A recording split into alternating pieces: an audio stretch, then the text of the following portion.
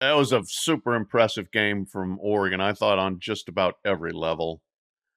They lost Jordan Birch, their star defensive end leader in sacks, on Thursday. Didn't matter. They got, I thought, a pretty bad call against them on what should have been an interception, but was a reception that helped Ohio State score its first touchdown. It didn't matter. They had Trayshawn Holden, one of their better receivers, spit on an Ohio State player and get ejected as he should have. Classless move. That didn't matter. Overcame that one. So they showed some real resilience, some toughness, ran the ball better than Ohio State did, which really impressed me. Jordan James, what a tough little cookie he is at running back for them, man. I mean, he got them tough yards that they needed. You mentioned Gabriel. He was fantastic. The receivers were fantastic.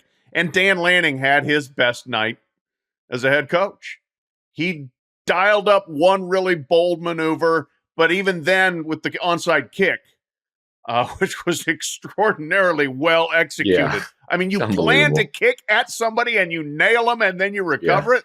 That's not easy. But he didn't do it in a rash situation. They had gotten a penalty, moved him up to midfield, and he said, if we miss the guy, then the ball rolls down the field. We don't lose field position. So that was a really smart play that stole a possession that was very important for them. And then I thought he refrained, Dan's been go for it on fourth down. Don't kick field goals. He kicked field goals when he needed to, including the game winner instead of going for a 4th and 1 at the goal line. I was nervous. If he would have tried, if he would have kept the field goal team on the sideline, I'd be like, you're going to do it again, Dan. Yeah. But he didn't. So I was nervous. And, he's a complete package coach. He really is. I think he's a very good motivator. I think he's a very good preparation guy. And as Ross will attest, he came in afterwards and he couldn't wait really to get to the post-game recruiting. He mentioned a couple times, I got to go recruit. I'm sure they had 9, 10, 12, 15 great prospects there, maybe more.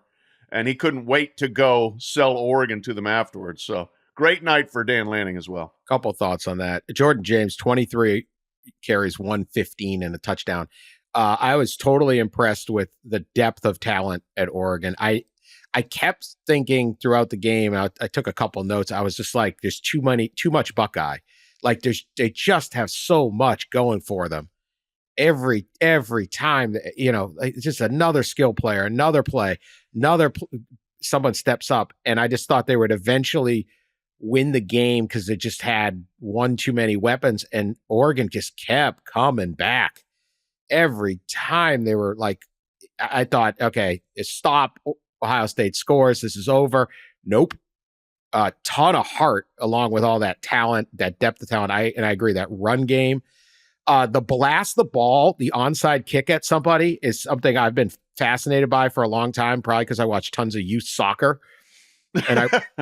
And I once covered a Olympic U.S. women's national team Olympic game. They played Canada in the 2012 Olympics, and there was a free kick, and they on purpose just kicked the ball. This woman on Canada had her hand free in the box, and they just kicked it at it. And if you hit a soccer ball hard enough, and I mean, the pros can, like a pro soccer player gets that thing going like 80 something miles an hour. You can't move fast enough, right? Well, it's a lot easier to obviously accuracy wise to do a soccer ball than football. But if you can pull it off, it's impossible. You can't get out of the way. Yeah. And then it's coming back. And then if you miss them, it's a squib. Yeah. So I love that play. It's not easy to pull off, or they'd all be doing it. Although maybe more will try. So I thought that was a great play by Oregon.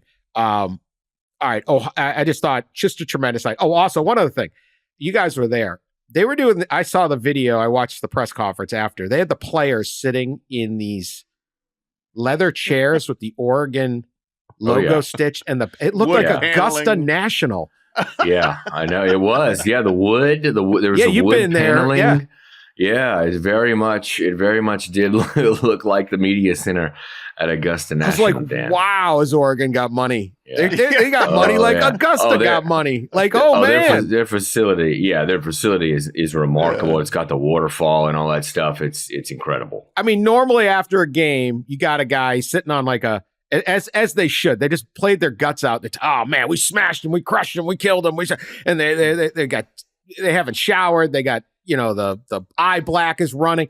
Oregon, they're sitting back like they're discussing how was that flop shot on 15 that got you within 3 feet? Well, I thought we play, I thought we killed them and like, dude, that chair's got to be like $500. What is that chair? I want that chair. It's like a boardroom at the Ritz-Carlton in Aspen. Good Lord, Oregon. Mountainy aspects. They really thought everything when they're down to the post-game leather embroidered, and they got the big O in the back. Incredible. All right, Ohio State. It's gone over really well, this loss. Lot of for sure. Buckeye fans, I don't know what to say. I've been defending Ryan Day. My favorite was Anthony Lima, who with Ken Carmen has a great morning radio show up in Cleveland. Anthony's a Buckeye alum and fan, and his this was just great on the defense. His comment after on Twitter. As for the defense, Ohio State is once again paying players for no-show jobs. Problem is, those jobs include the actual football. Best NIL tweet I think I've ever seen. Yeah. How much is this the defense?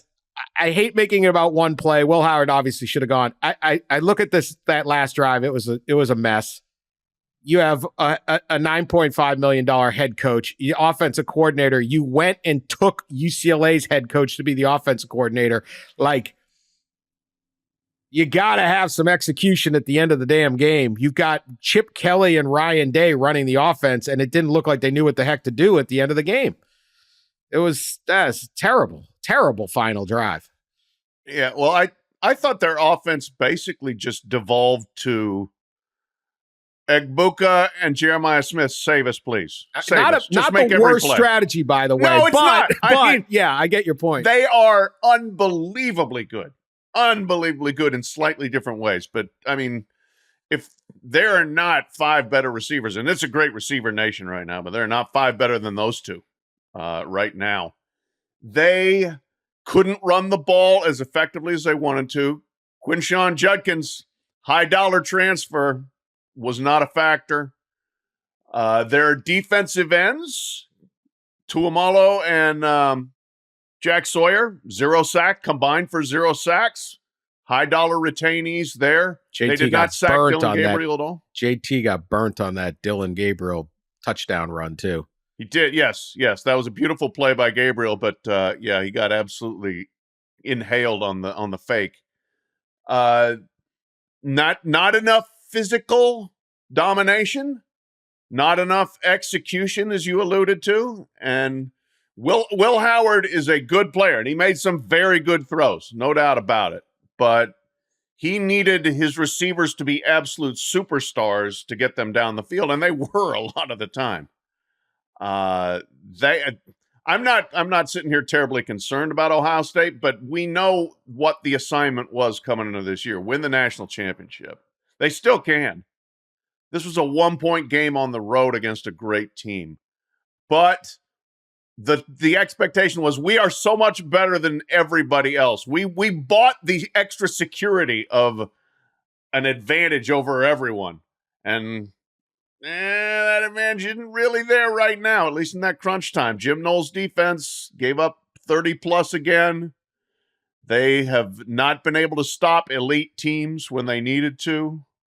And they will hear about this and wear this until November 2nd, at least, when they go to Penn State.